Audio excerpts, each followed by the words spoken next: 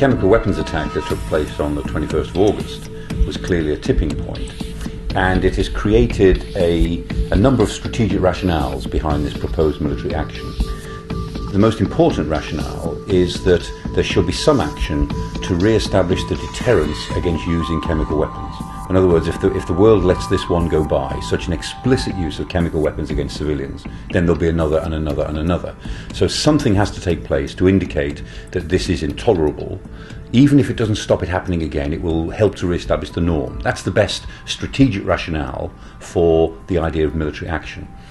There is a secondary rationale, which is that in creating this war crime, the Assad regime has come right to the edge of becoming the new Saddam Hussein of the Middle East, and that military action now might shock the regime into realizing that they're on the route to become the next Saddam Hussein. And of course the argument there is that Saddam Hussein and all these people like Gaddafi and Milosevic, they all end up either swinging from a lamppost or in front of the War Crimes Tribunal. There is no happy outcome to that situation. So maybe that the military action would shock the regime into understanding that and maybe have a positive outcome on the Syrian civil war.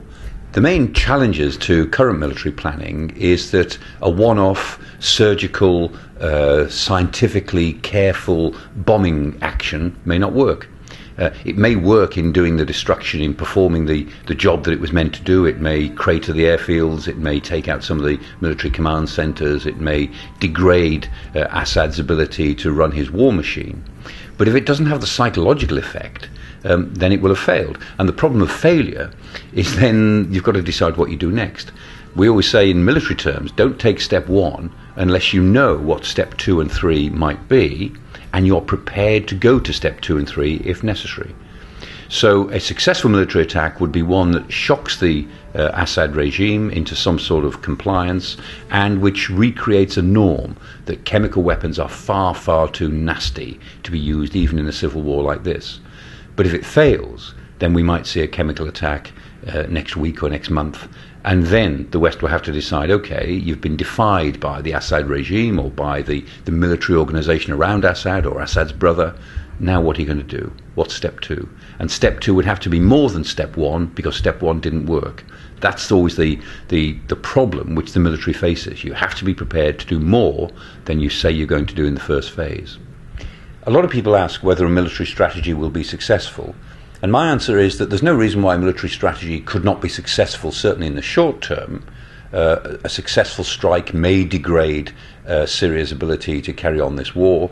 A successful strike might shock the Assad regime into thinking twice and certainly not using chemical weapons again.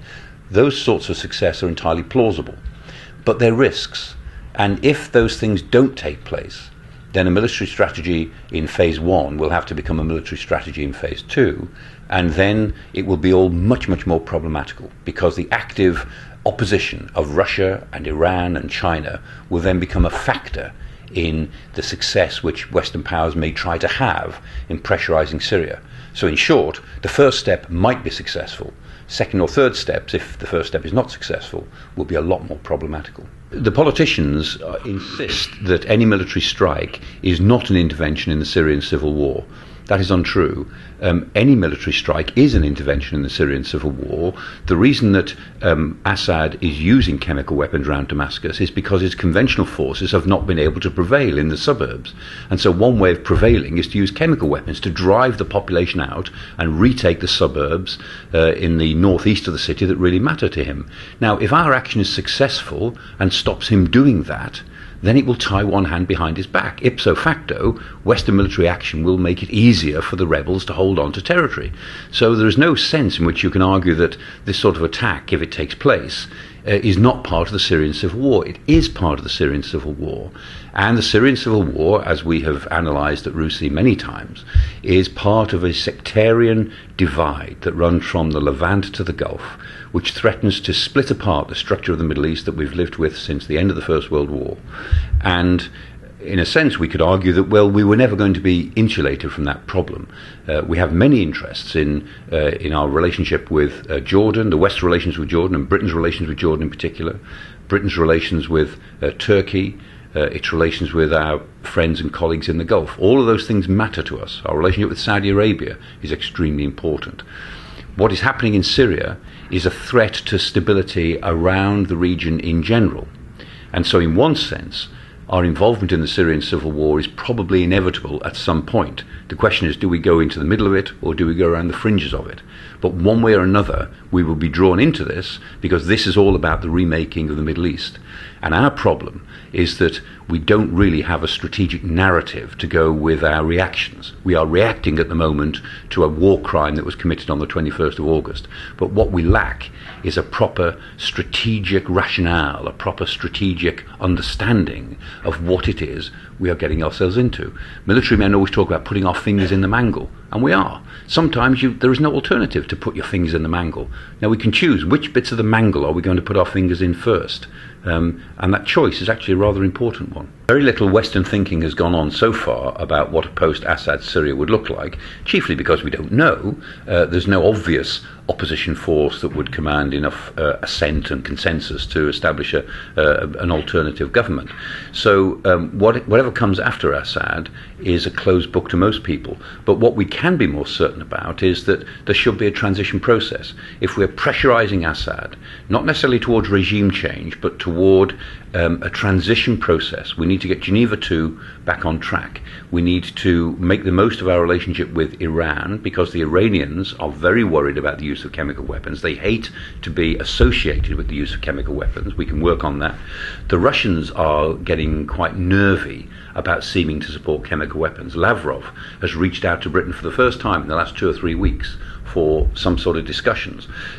We know we won't succeed at the United Nations in the next few days in getting a resolution to authorize force against Syria, but we must keep on working at the UN to create different forms of dialogue which could create a transition process. So the short answer is we do not know what a post-Assad Syria might look like, but we can lay out the form of a transition, a series of transition processes, which would be through the UN, through the Arab League, through a meeting of allies, through the Geneva II process, the stalled Geneva conference, which is still waiting to take place. We should give our renewed efforts to put that on track, and that should go hand in hand with our military preparations. If we're going to be military, then let's prepare properly for a more prolonged engagement in Syria as part of our suite of pressures, diplomatic pressures that we will want to bring to bear. This is not either or, military or diplomatic. It ought to be both, and we ought to be putting the diplomacy ahead of the military, which at the moment we're not doing.